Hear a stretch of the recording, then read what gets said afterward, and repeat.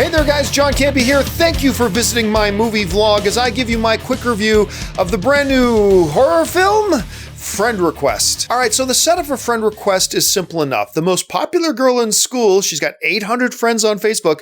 Her name's Laura, and she decides to befriend this girl, Marina, because she's kind of a loner. She's a bit of an outcast. She has no friends on her social media page. It never actually says Facebook, but it's clearly supposed to be a Facebook social media page. And so she decides to become her friend, and she becomes her first friend on Facebook. Unfortunately, then Marina becomes obsessed with Laura, constantly stalking her and harassing her. So Laura says, well, we can't be friends anymore. And then, of course, being the rational human being that she is, Marina hangs and burns herself on a webcam. Now, normally that's the end of the story, but nope. After she hangs and burns herself, some terrible things start happening to Laura and her friends. Okay, so Frend Request is one of those movies that I'm a little bit torn about. I'll say right up front, it's not a good movie. It's a bad movie. I'm not going to recommend it.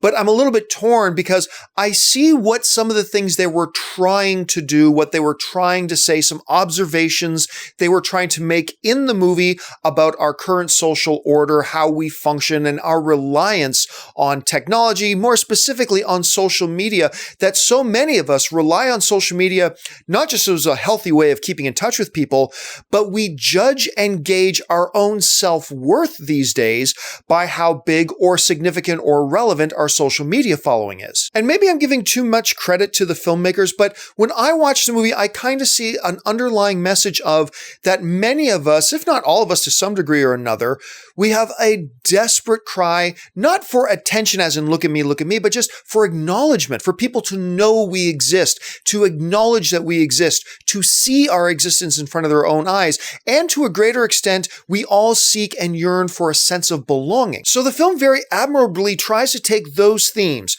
reliance on social media, our need for social media, our misuse of social media, but also a deeper understanding of our yearning for acknowledgement and acceptance amongst people around us.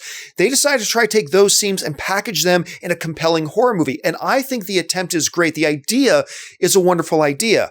However, great ideas don't necessarily automatically make great movies, and Frend Request is a great example of that. One of the things the movie does really well as a horror film, now granted, this is on the cheaper end, but still it's effective, is jump scares. There are a number of jump scares. Now, of course, like most film fans, I would rather get my scares from the atmosphere and the tension and the things that are set up, but every once in a while, some good jump scares in a horror movie can be pretty effective.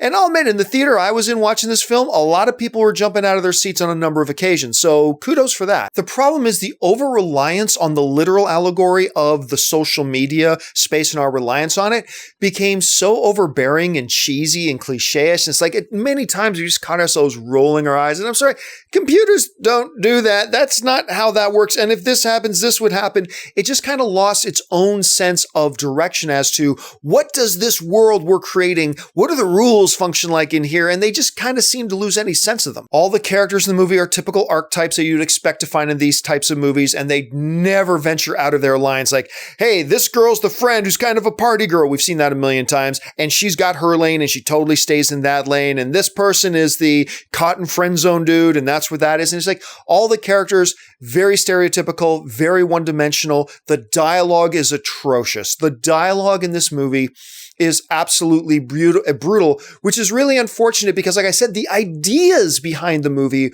are pretty sharp. And if you just could have gotten the dialogue in line with them, I think it might have worked a little bit better. And the conclusion of the movie is just wretched. Like, there seems to be an epidemic the last year or bit, like Wish Upon being one of the most recent examples of these horror films that have absolutely atrocious, terrible, cop-out, unsatisfying endings, and Frend Request is definitely no exception to that. Now, I'm going to give kudos to the young actors in the film. They seem to really do their job well. I particularly like the lead character, Laura. I particularly like the job that Marina did and the actresses that fulfilled their roles. Nothing wrong there. It's just that they didn't have anything really good to work with.